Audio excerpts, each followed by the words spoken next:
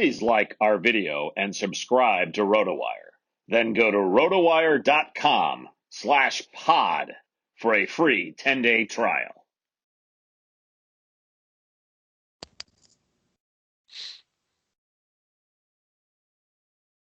Welcome to the award.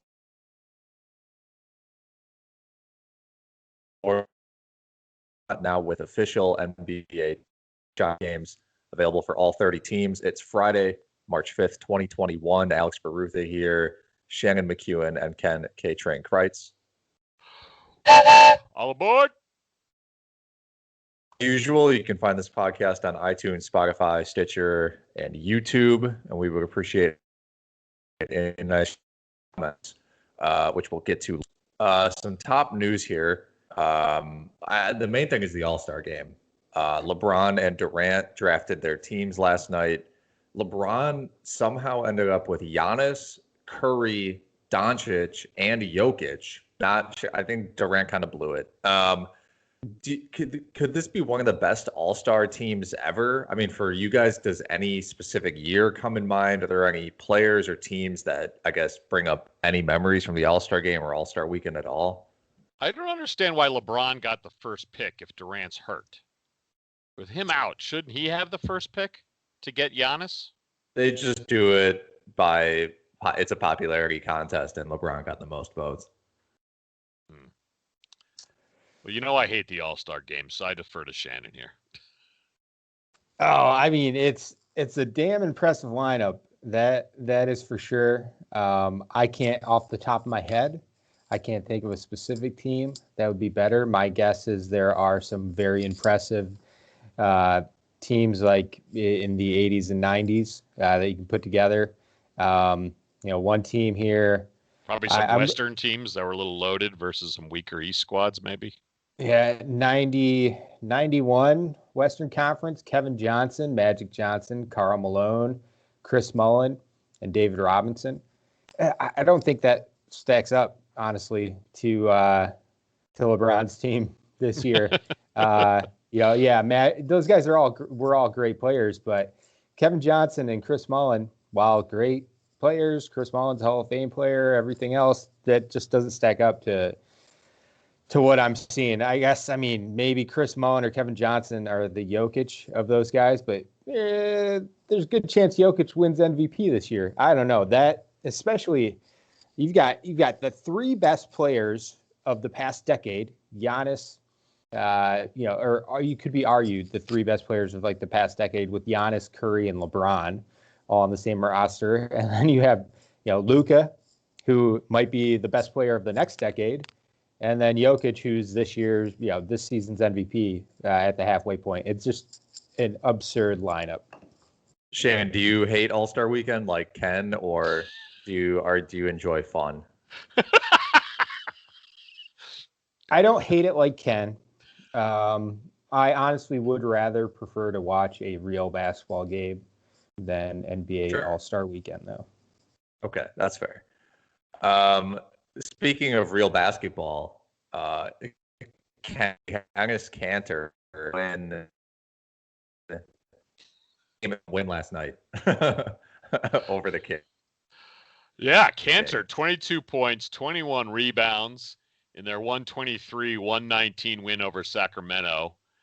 I'm more intrigued kind of second half. What is the center situation going to be for the Trailblazers? There's some vague statements about Yusuf Nurkic making progress in rehab and continuing to increase on-court activity. Guys, any thoughts on the center position in Portland? They are 9-4 heading into the break with Cantor in the middle. It's tough. I mean, I think we're just basically going to see what we saw before Nurkic got hurt, where he and Cantor were essentially splitting time, with Nurkic maybe getting like 60% of the playing time and Cantor 40. Cantor's been pretty good. And, Nurkic was pretty terrible before he got hurt. Awful, harkening back to his 2015-16 numbers. He had started to turn the corner a little bit, but he had a couple games where, he left early. If you look at the games where he actually logged like close to 30 minutes, he was what you'd expect. But it's tough to say. I mean, you got CJ McCollum's going to be coming back as well. So whoever's at center isn't going to have the usage that Kanter's seen in recent weeks. It's going to impact the return of Nurkic, and McCollum is going to impact guys like KarlAnthony, who has been surprisingly solid, especially recently. He's just not going to need to fill that void on offense as much. So I think you hold Kanter in the short term, especially if you're in a 12 or 14 team league that's got 12 team league with deeper roster spots. You probably hold Kanter for a little bit. He can still keep value if he's playing 25 minutes per game. And I know he was owned in most leagues I play in, even before Nurkic got hurt.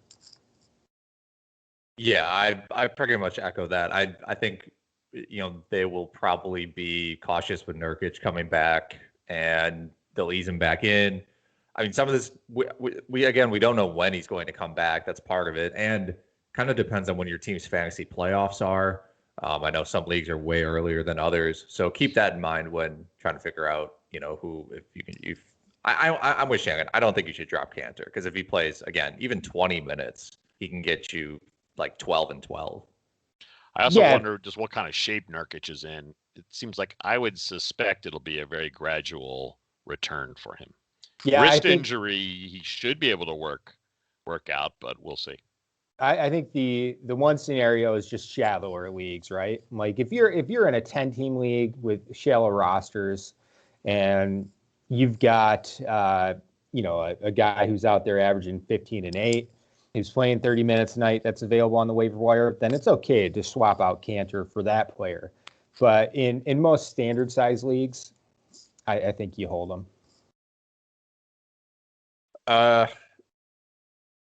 Today's a loss to Miami. Sorry. My lost connection on Skype there for a second. Zion missed Thursday's loss to Miami due to toe irritation, but he is still playing in the All-Star game. Zion ranks 53rd in 9 category leagues in the last 30 days. That's an average. Great counting stats. The 71% free throw percentage on 9 free throws a game seems not great, but compared to what he was shooting last year, it's an improvement. It's very good, actually.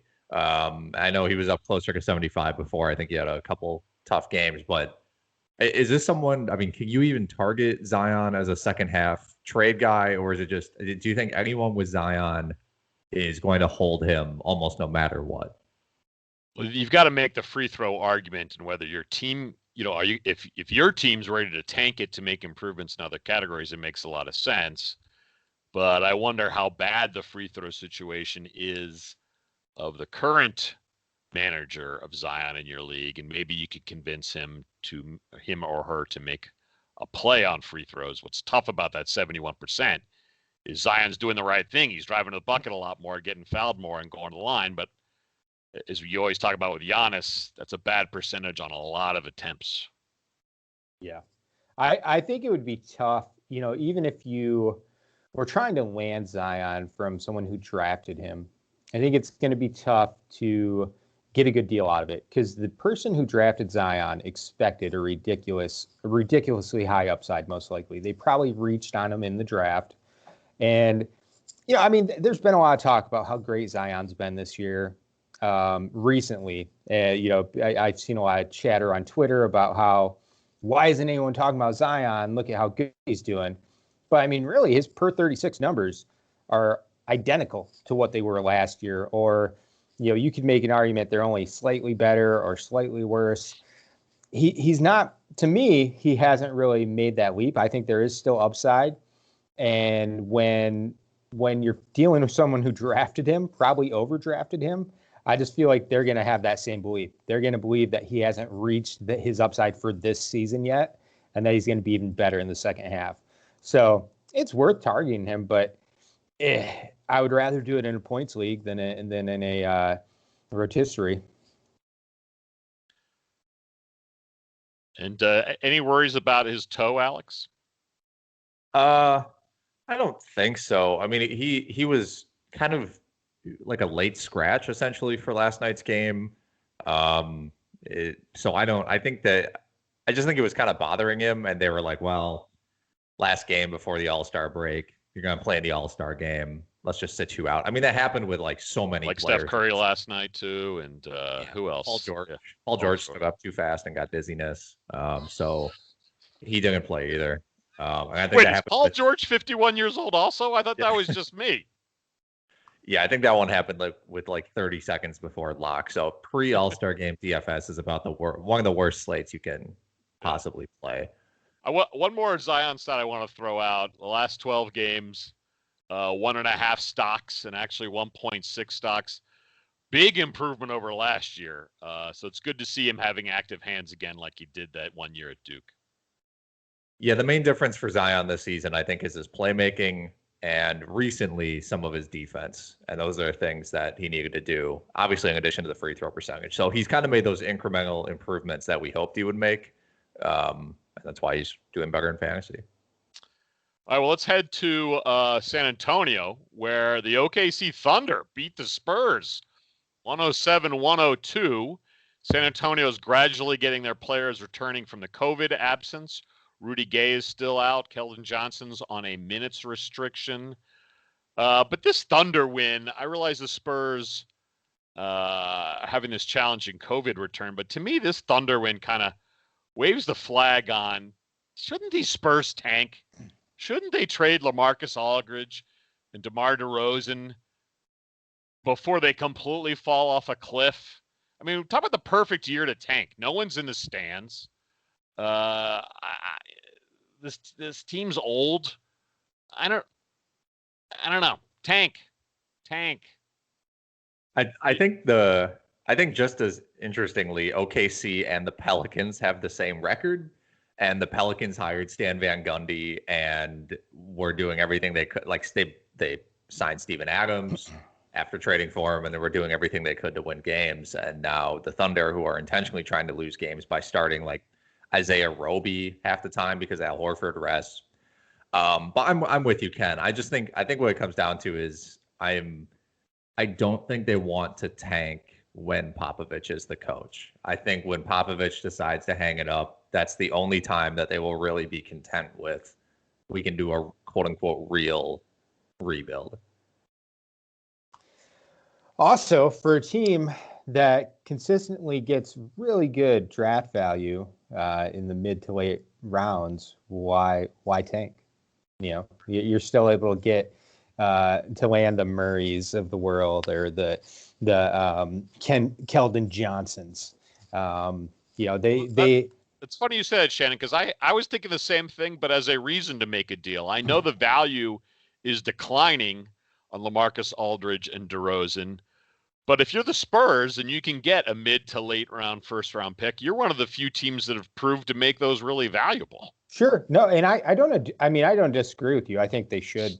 I think it would be wise to trade LaMarcus and DeRozan.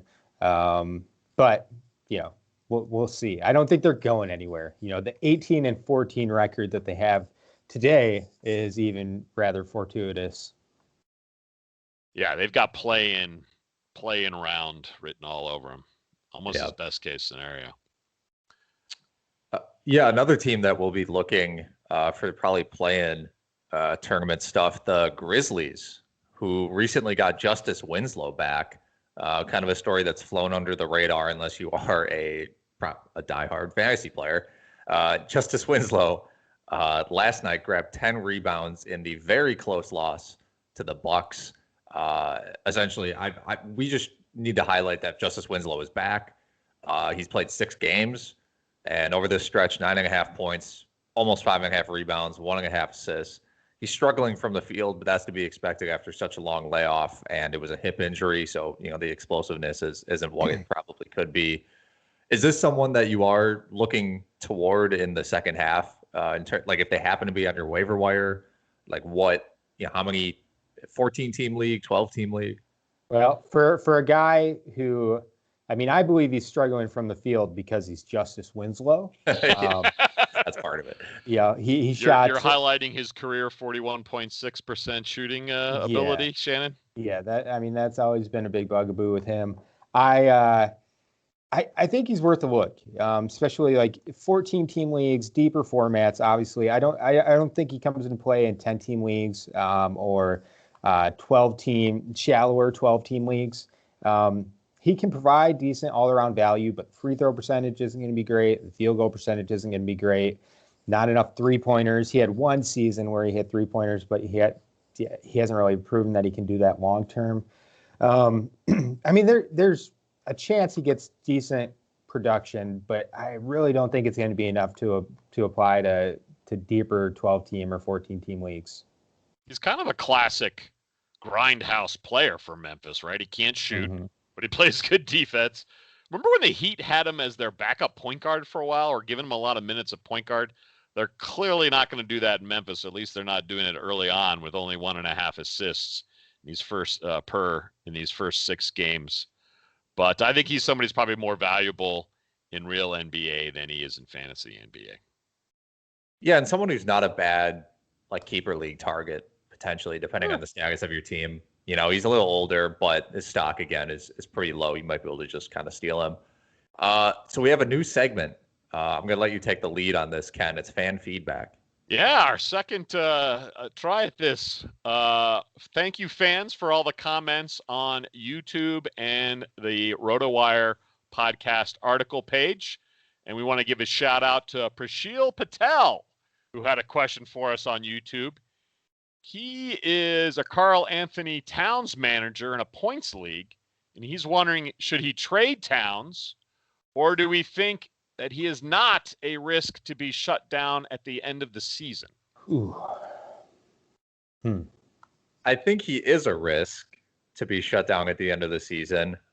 So I said this before, check when your fantasy playoffs are. If they're early enough, you shouldn't have to worry about that. If they're late enough, then there's some concern. So check that first. And if you do have a very late fantasy playoffs, I would maybe consider dealing him for someone, if you can, who's on a team that is more competitive. I'm not sure Damian Lillard is a realistic option, maybe. But you need someone who averages at least 50 fantasy points, right, Shannon?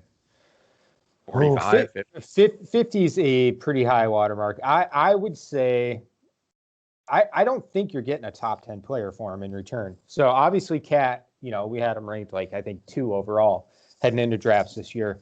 And obviously he's a top 5, top 10 guy when he plays, but he just doesn't play enough. And I agree that I think there's worry that Minnesota will shut him down. Just be cautious with them in general.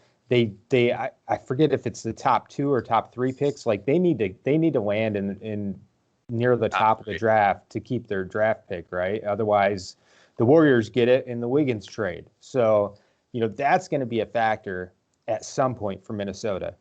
I worry about Cat playing, more than 70% of the remaining games. And with that in mind, I would trade him for a Bam Adebayo. And I think that's along the lines. That's the kind of downgrade you have to take. You're taking the upside and hoping those extra games played are enough to move the needle. But if you try moving them for a top 10 player or top 15 player, Joel Embiid, Jokic, those owners are going to laugh at you. There's no way they accept it. Yeah. Get out of bio and a throw. And I agree with you wholeheartedly. I also worry. This is another throwaway season for Minnesota with Russell injured. I don't know how motivated Towns is going to be the rest of the season. Yeah, they need to keep that pick. So, I deal him for Bam, and or I go for volume as opposed to getting the big flashy matching name, because I worry Towns' stock's just going to keep gradually sinking. Yeah. One option might be to wait until the first few games after the All-Star break, because, with Beasley out, if Russell misses a couple more games, I know he hasn't really popped. Cat hasn't really popped yet in the 10 to 12 games since he's returned. But it's possible that he puts together a dominating 3 to 4 game stretch where then maybe you can get a slightly better upgrade. But it just depends on your team needs. If it's if you need assists, if you need 3-pointers instead of the big man stats, then obviously go for somebody who produces those stats and aim for. I would still aim for a top 20, top 25 player. I just think getting a top 10 guy in return is probably going to be tough. All right, one other fan comment. Big ups to our fan, Mr. Power Metal, who's also a Celtics fan. Go Seas. He wants to know if we have any player suggestions for playoff stashes.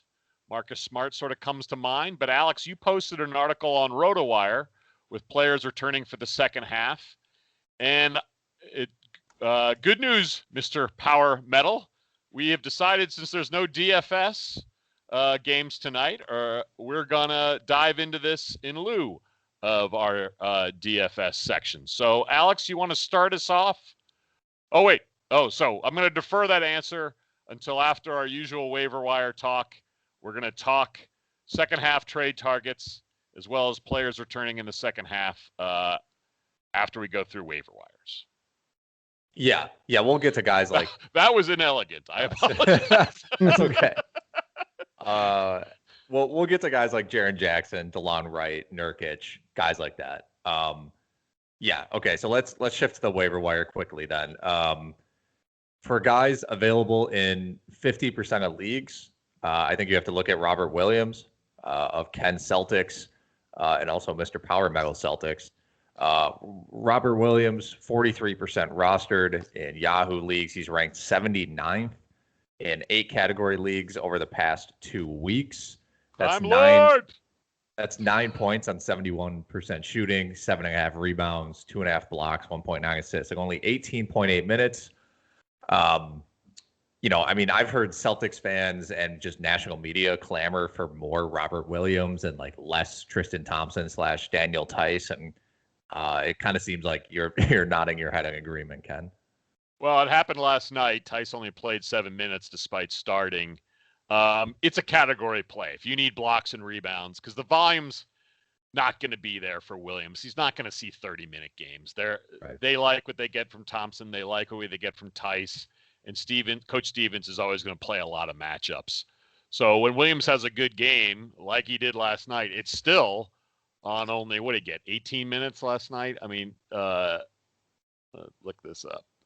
23 minutes, sorry, but on only 5 field goal attempts. He's a highlight reel, so it's fantastic as a fan watching. The crazy throw-in lob dunks are amazing. Some of the blocks he get, you can't believe he can reach them. But if you need points, he's not your guy. And obviously as a center, if you need assists, even though he passes well for a big man, he's not touching the ball enough to get big assist numbers. But by all means, blocks, rebounds, qualifies at center, yeah, pick him up. This is kind of a random note, and it's not particularly useful because of the minutes situation, but per 36 minutes, Robert Williams is the 6th ranked fantasy player this season in 8 category leagues. So the big gripe with Williams has just been consistency, that he'll make 2 highlight reel plays and then just completely miss a switch on defense or just have his head in the clouds on a rebound and subsequent play. But I think he's finally figuring that out. It's encouraging for the Boston faithful. Ken, who's your 50% of leagues pick here? Well, I'm beating the drum again from last week for Sadiq Bey, or Bud Day, as we called him last week. Rostered in 41% of Yahoo, 22% of ESPN. As he pointed out, he is starting at forward for Shannon's Detroit Pistons. Last night played 36 minutes, put up 14 points, 3 boards, and 4 assists. Pistons are rebuilding. They'd be crazy not to give Bey a ton of minutes. Shannon, am I wrong? No, I think, we went over it pretty thoroughly last week. I think we've talked about him a few times. I agree. I'm a big fan of Bey. I like what he brings to the team. The Pistons are definitely a candidate to move some of their veterans. We'll see. I mean, I don't think they're going to move a guy like Jeremy Grant. But pretty much any other veteran on that team is probably available via trade. So it should only, playing time should only open up for Bey as the season wears on. Do you have hope, Shannon, that they actually can trade Blake Griffin, or is that definitely going to be a buyout? I would be very surprised if they trade him. And even if they did, they wouldn't get anything in return. The only way they would trade him is by taking bad contracts back. So they wouldn't get anything of value. So I don't care what they do. Just focus Just on play building. Bay. Just play Bay. Play Bay. Play Stewart. Try to do anything you can to grow Killian Hayes once he returns. That's really the team. That should be the team's focus. I honestly don't care if they trade Jeremy Grant. I think most Pistons fans who think he's part of the long-term build are insane. He's not young enough or good enough for that. I know Pistons fans, a lot of Pistons fans seem to disagree with that, but he's sort of the short-term excuse to buy tickets until the actual timeline comes around, right? He and Plumlee. I guess. I don't consider that much of an excuse to buy tickets. Or I should say watch TV, since no one's buying tickets yet. But all right, well, Shannon, why don't you give us your available in 50% of leagues pick? I'm just more or less amazed that this guy's available in more than 50% of leagues, and that's Dylan Brooks, Memphis Grizzlies guard. He's coming off a couple big games. I know he's had an up and down season, but he's still averaging 16 points, 3 rebounds, 1.4 steals, 1.9 shoot, baby. Yeah, he's a gunner. 1.9 threes. He's basically doing. Last year was kind of his breakout from a fantasy standpoint, and he's basically doing the exact same thing this season. I would argue he's having a better year because his steals have jumped up to almost 1.5. I'm blown away, mystified by the fact that he's only owned in about 45% of both Yahoo and ESPN leagues. If he was dropped in your league, 12-team leagues, absolutely worth owning. Probably there's definitely some 10-team leagues where he's worth ownership. He's a guy to scoop up. Yeah, the Grizzlies, like Ken mentioned, he is confidence personified, essentially, for someone who's shooting 32% on threes this year. But yeah, I mean, he's someone that the Grizzlies are confident, like if there's 5 seconds left on the shot clock and they can't get the ball to Ja Morant, they will just give it to Dylan Brooks and just say, you know what, make something happen in this possession, which, like Shannon said, can lead to some great games and also some bad games. So you kind of got to ride the wave there. And either hope you catch them on a hot week or you hold them for the long run and hope it balances out. Everything balances out. My long shot of the week is also doubling as my dull suggestion of the week, and that is Danny Green, who is 24% roster. That's about as dull as it gets. He hasn't been shooting great lately, so people are quick to drop him. He is like I don't even know. He's like he's like the penny stock of players. People just buy him when he's hot, and then he's been on the waiver wire for I think 22 years. Yeah, he was born on the waiver wire. I still think he's worth a 14-teamer stash. You just never know. Seth Curry gets hurt. Tobias Harris gets hurt again. You just never know what's going to happen. So I think he's someone worth rostering just because he has a good track record, essentially. Well, he's another category play too, right? He's going to get 1.3 steals a game. If you need steals and threes, great. If you need scoring volume, not so much. Yeah, the only thing is as we talk about category plays, the 3-and-D category play is like everyone in the NBA at this point that's not a superstar. Good point. Good point. So so there are other 3-and-D guys, you're saying? Probably, but that doesn't mean that Danny Green is still not. I mean, if you're, again, 14-team league, he should probably be a stash. Okay, Ken, who is your long shot of the week? I've got a recycled name, and I'm going back to Detroit. Dennis Smith Jr.'s 26% on Yahoo, so I'm tweaking it 1 percentage point here. We do know DeLon Wright returns after the All-Star game, but they're giving old man Wayne Ellington a lot of minutes. And I would think with Wright's return, Ellington would be sitting more, not Smith. He did have a triple-double this past week, which I think for a lot of casual NBA fans were like, oh, Dennis Smith's in Detroit? Obviously for the D Rose trade. But what the heck? He's somebody who could gobble up a ton of minutes, or you could drop him in 2 weeks after the All-Star break. But that's why he's a long shot. Yes. He is a long shot to finish the season on the Pistons roster. And I don't believe he has any trade value. So, I still think he's a long shot to stay on the team all year. He's good. As long as DeLon Wright is out, then Dennis Smith is worth consideration. Beyond that, and we should also mention Killian Hayes as well. There hasn't been a lot of updates on Killian Hayes' injury status, but he's another guy. Like if Wright and Hayes get back, then Dennis Smith is absolutely probably going to go on the waiver wire in the actual NBA. So we'll see. It's the efficiency is not there. He's shooting a stellar 38.5%. That's actually okay for him. Yeah. Well, look, my play here is maybe Wright, still has some injury issues a week or two after the break, and Smith's gonna gun. He's desperate for a job, period, anywhere. This is his showcase. Remember when he wanted to go to the G League so he gets some minutes? This is his showcase, and Detroit's going to need minutes if the current injuries hold, so you could get 2 hot weeks out of Smith. Yeah, no, I agree. All right, let's go to my long shot of the week. Justin Patton for the Houston Rockets. He is a 23-year-old center. Hasn't gotten much run in the NBA yet, but the past 3 games, he's shown some signs of life. He is a former first-round pick, number 16 overall in 2017.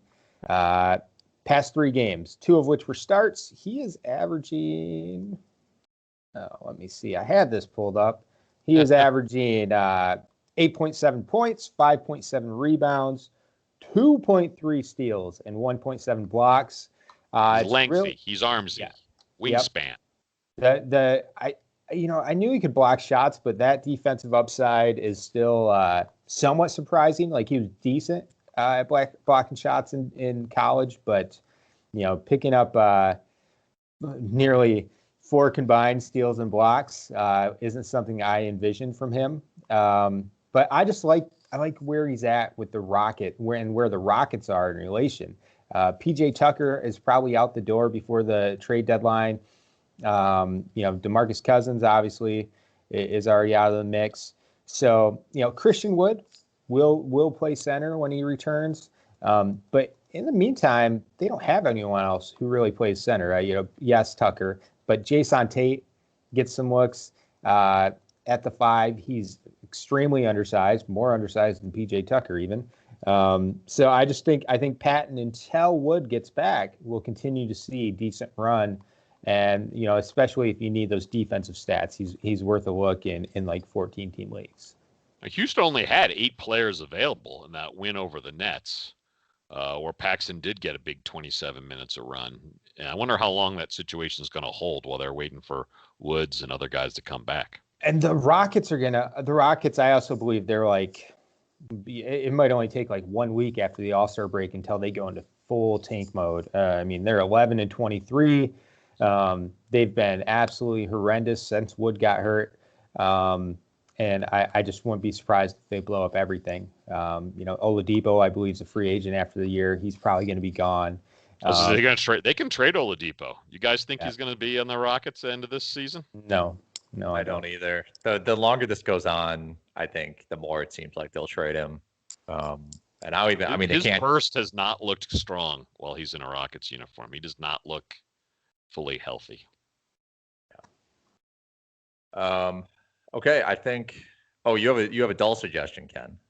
Oh, right. We already covered Danny Green for you. Well, this is the definition of dull. Maxi Kleber, 13% at Yahoo. Mark Cuban's favorite NBA Top Shot player. Don't ask me why I know that. Super dull, but if you need blocks and threes, he's ranked 75th in 9 category leagues over the last 14 days. Anyway, I'm stressing more the dull than the upside or any kind of long-term play. Just wanted to have a really dull name. I think Cuban said that because he has too many Maxi Kleber cards that he needs to get off Top Shot. He's trying to drive the value up. Maybe so. Yeah. About to get a call from the FCC if he keeps doing that. Okay, let's let's actually get to our returning players for the second half / trade targets portion of the podcast so that we can actually answer Mr. Power Metals. No, whose question was that? Was that his question? Yeah, it was. Well done. Yeah. Well done. His question. So the guy I'm going to highlight is Otto Porter, and that's mainly because I think you can just get him very easily. He's available. Yeah, as we all know, anyone who's played a lot of fantasy knows that there are a lot of fantasy managers that will not trade. They just don't feel like it. They think you're trying to rip them off every time you offer them. They just won't participate. So it takes 48 emails, and it's just not worth the effort, man. Ugh. Yeah. You have to call Mark Cuban to say that player is his favorite player on national television. So yeah, Otto Porter, I think you can get him easily. There was a 5-game stretch. I know this is a huge sample, very indicative of it, but he started and averaged 15 points, 8 rebounds, 2.5 threes, 2 assists, and a steal in 27 minutes. He's been hurt a lot. He's in and out of the lineup. He is a very old, I think 28. I don't, for some reason, have his age pulled up, but he aged at warp speed. He did. It's alarming. Well, when your name's Otto Porter, I think you just kind of you very quickly turn. You should be driving one of those convertible old-timey cars where the wheels are all rubber and don't have air in them, and they're really big. Yeah, no power steering. Porter himself doesn't have power steering anymore, but he can still hit threes. He somehow looks like Donyell Marshall. I don't know how that happened. And I mean like current Donyell Marshall, like 45-year-old Donyell Marshall. Donyell Marshall is just like shooting on like a Nerf hoop in his backyard. Yeah, I don't know what the Bulls' plan for him is. He's on an expiring contract. Maybe they buy him out. I don't know. They're looking towards the playoffs. Maybe they try to trade him. I think they're going to play him 25 minutes if he's healthy. So you just got to hope that he bounces back to some sort of form that looks like those Wizards years, essentially. So in a ways, you're sort of highlighting him if you have bench room as another long shot. That's certainly getting paid at a level that ought to get a lot of minutes, whether he deserves it or not. Yeah, 100%. Shannon, give us 2 second half names you want to point out. So one guy I would be targeting in trades is Tyrese Haliburton. He's been great. My thought here, as far as like him as a trade target, is the fact that he's been out for a couple games, and 4 games he's missed now, heading into the All-Star break, and maybe you'd be able to capitalize on that and get him at a decent price. I think he is going to far exceed his production to date this season in the second half of the year. The Kings aren't good. They are not going to make the playoffs. I know we got some gruff last year during the bubble because we slandered the Kings. Well, that slander still remains. They're not good. They won't compete. They're going to tank in the second half, and once they do, they're going to really unleash Haliburton. Haliburton's playing about 30 minutes per, but there are plenty of times, especially earlier in the season, when they were only playing him 24, 25 minutes. He hasn't started that many games. I think he's only started 2 or 3 games so far this season. Even with those, the minutes restrictions, the lack of starting, he's still been just great and improving throughout the year. 4 games before his injury, 19.8 points, 3.8 rebounds, 6.5 assists, 2.8 steals, almost 1 block, and 2.8 3-pointers. Good efficiency, too. 86% from the line, almost 48% from the floor. I think he's going to blow up in the second half of the season. Not enough to challenge LaMelo for a Rookie of the Year bid, because LaMelo is going to also blow up, as he already has. He is blowing up, yeah. Yeah, but I think Haliburton and LaMelo are really going to just carve out and prove that they're the cream of this rookie crop for the last 30 games of the season. That makes a ton of sense, Shannon. You know what? Save your 2 other names for after my Celtics rehash here. We already mentioned Time Lord. Alex did a great job of bringing up his amazing stats on short time. I'm just going to bring up Marcus Smart again, and maybe this is to Alex's point. There's a lot of 3-and-D guys out. Smart's returning from a calf injury. He might miss a game or 2 after the break. But before he got hurt, 1.8 steals a game, 1.6 threes a game, plus 6.1 assists for that calf injury. Smart's a really good ball distributor. He is, though, the fourth scoring option on the team, and his field goal shooting percentage is an issue. So it's more of a category play, and his return's probably more exciting for the Celtics than for fantasy managers. I mean, the assists and steals, that's a nice combination. Obviously, his field goal percentage isn't going to be great. He's another kind of heat check guy who likes to shoot threes, even though he's not an elite shooter. But yeah, I mean, the Celtics just need talent on the court. So you shouldn't, no one should be worried that Smart is going to dip under 30 minutes a game or something like that. Right now he's all the run he can get. Yeah, per game in a category fantasy league, he is 79th. Last season he was 60th. So there is still some wiggle room for upside. I've got one more guy who's should be returning soon. Aaron Gordon. When he was ruled out on February 1st, it was for 4 to 6 weeks. So that 6 weeks will be right after the All-Star break. If that timeline holds, he'll be ready either right after the All-Star break or shortly thereafter. There hasn't really been any updates since then. I think he's worth taking a look. Maybe you can grab him. Maybe if you're in a shallow enough league, he was dropped. If that's the case, I think it's a smart move to pick him up now. If he might be, if he's owned in other leagues, you could probably get him for cheap. One caveat with Gordon I just want to mention is, he's decent scoring, decent rebounding, but his efficiency is a problem. So if you're in rotisserie leagues, you might want to steer clear. He only shoots 43% from the floor, and the free throw line is really where, whenever I own him in a rotisserie league, that's where I almost always end up parting ways because his free throw shooting percentage. He's just never really took that next step. He's at 61% this year. He was 67.5 last year. So that's a tough area. But points-based leagues, especially, I like Aaron Gordon as a trade target or someone to grab off waiver wires right now. Career high assists this year, also 4.2 a game. Probably speaks more to the lack of point guards in Orlando. You think he finishes the season with the Magic, Shannon? Or Alex? Probably. I don't know. I mean, it seems like, the Magic, talk about another team like the Spurs, who you could argue should be tanking, really. And I think that's Orlando. I don't know what I think the problem is the trade market for Gordon is so probably muted that they don't want to trade him for such a low. It just would look bad if they traded him. Get what he actually deserves. Yeah. Yeah, I think there are teams that could be interested. He's still young. He still has upside. He's under control for, I think, another 2 seasons, maybe only 1 after this year. It's tough. I think, if you could go to the Magic and get like Terrence Ross and Aaron Gordon. If you're a competitive team, then I think they would both help almost any squad's top 7, top 8 rotation. But I don't think it's necessarily a good thing for his fantasy value for either one of those guys, Terrence Ross too, if they get moved, because it'll probably. I just don't see it being. When Gordon's healthy, he's like the number 2 scoring option, or he's 2A and 2B with someone else behind Vooch on the Magic.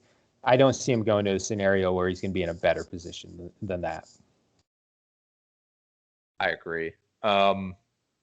Okay. Is there anybody else for you, Shannon, or should we just move on? No, we can go. We can move on. Okay, Ken. It is time for your old man rant. You know what bristles my whiskers? Smart kids. I feel 1,000 years old as NBA Top Shot explodes and young Bitcoin billionaires profit off another obscure web-only finance balloon. Somehow every kid in San Francisco is treating blockchain technology as a personal cash machine. They're swapping YouTube NBA highlights and laughing at old people like me and Shannon. My own kid has a job working for an electric airplane company. I tried explaining what he does at our local diner, and my son begged me, "Dad, please stop." My stupidity was humiliating him. Next, he'll probably print money from a Peyton Pritchard 3-point highlight and stick me in an old folks' home. When you were explaining this, how many times did you say thingamajig or doohickey? Probably once or twice each. Yeah, these planes are amazing. They're huge. They're going to be, and yet all electric. It's amazing technology. But you're right. And whatchamajigger. I probably use that as well while hiking my pants up. Oh man. Okay. As far as mispronounced names go, we probably mispronounced Prashil Patel's name. I'm pretty confident. I'm sure I screwed up the fan's name. Yeah. Sorry, Prashil or Prashil or Mr. Paddle. Sorry. Or Mr. Patel. It's Patel. We know that. We definitely didn't mess up Mr. Motorhead Death Metal. No, we got Shannon, did we have any other screw ups? I don't think so. You No called classic me. You bidet. called me old. That's How many kids do you have? Doesn't You matter. reproduced. That ages you, two. man. I thought, Ken, I thought you might have said Paxson when talking about Patton, and that's understandable though. I assumed you just had John Paxson on your mind. That sweet game-winning championship jumper, John Paxson. Probably so. Okay. He's secretly Paxton's love child. That actually makes all kinds of sense. Thank you, everybody, for joining us on the RotoWire Fantasy Basketball Podcast. Ken, take us out of here. Let's go to Oklahoma City and the late, great college basketball coach Abe Lemons, who said, Abe Lemons, old-time basketball coach of Oklahoma City University, where I've never been close to. But anyway, he did say, there are really only two plays, Romeo and Juliet, and put the damn ball in the basket. Attention passengers, this 3-card fantasy train wreck has hit the end of the line.